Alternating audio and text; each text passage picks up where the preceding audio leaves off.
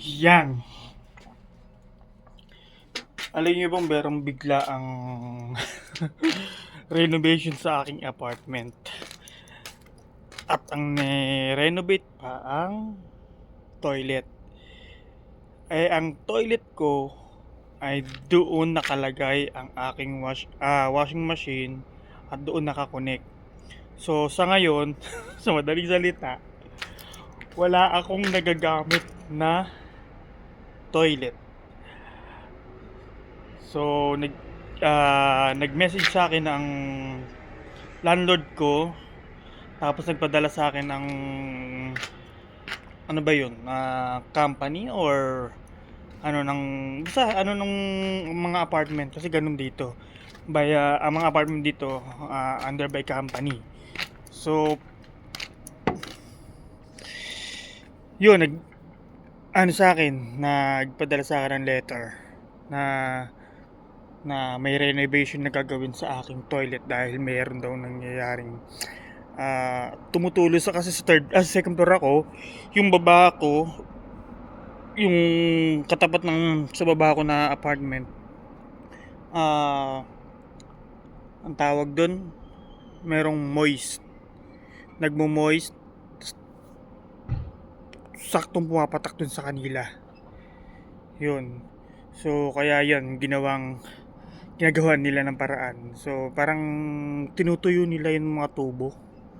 Parang ganon. Tapos so syempre apektado yung toilet ko. So binigyan nila ako ng place na kung saan muna ako gagamit muna ng toilet. Yan. Syempre paliguan, dumihan at saka labahan. So yun. Kaya ang sakit sa ulo. So yun nga, ito ngayon, katulad ngayon, maglalaba ako. Dalahan dito yung mga marumi ko. Dinala ko na. So dadalhin ko ngayon sa kabilang building. Doon ako naliligo, doon ako na dumi, at doon ako maglalaba. Ito yung apartment ko. Tapos doon naman sa kabila ako naliligo, nadumi at galaba. So pakita ko sa inyo. Tara, samahan niyo ako.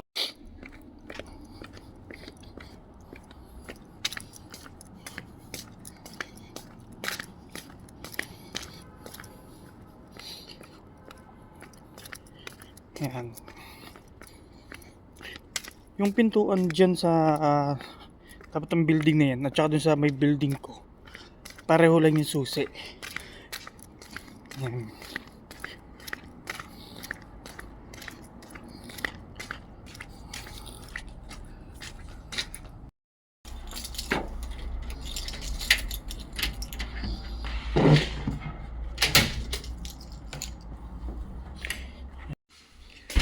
Dito rin meron ding renovate. So pakita ko sa inyo yung saan ako maliligo. Dito pag maliligo ako, kailangan ko pa maglagay ng parang schedule. Yan, yung renovation dito. Yan.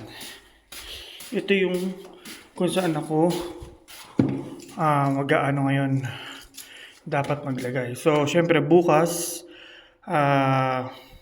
kailangan ko may pasok ako bukas. So kailangan ko sagutan to.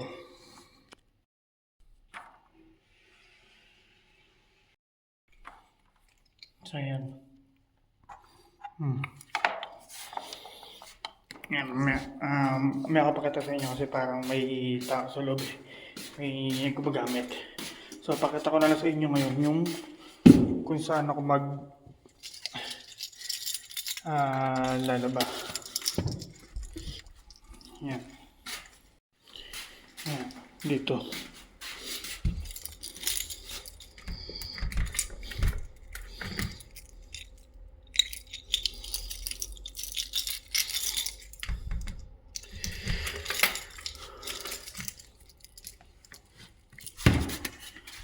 Yan, dito. O, di ba? Hirap sa akin ngayon. Pero may good side. Merong good side sa bakit? Isang buwan akong libre sa apartment ko. Makakatipid ako ng 550 euro. So, ayan siya. Yan.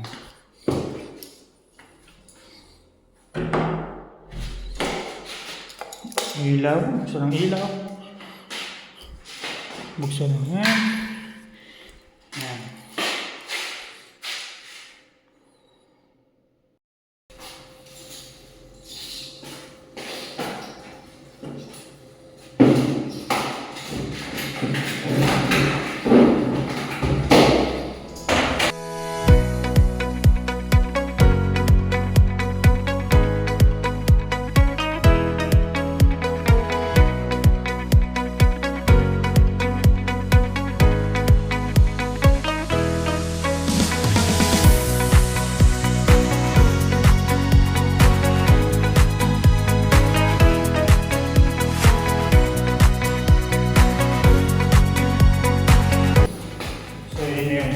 So, balikan na lang natin ulit mamaya.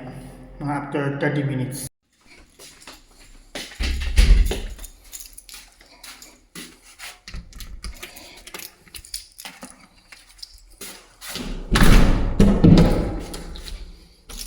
So, yun nga. Tapos na.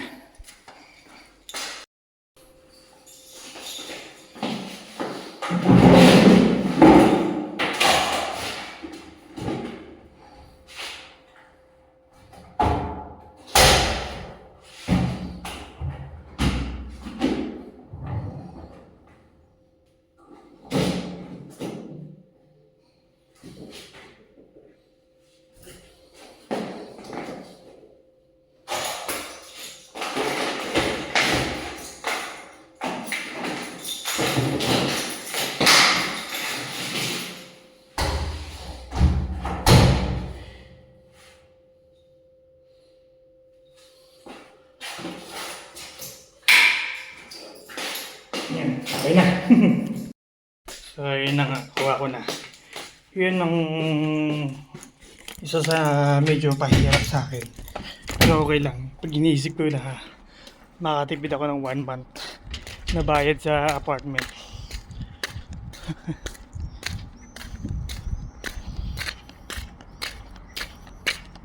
So, yun lang muna sa ngayon. Bye.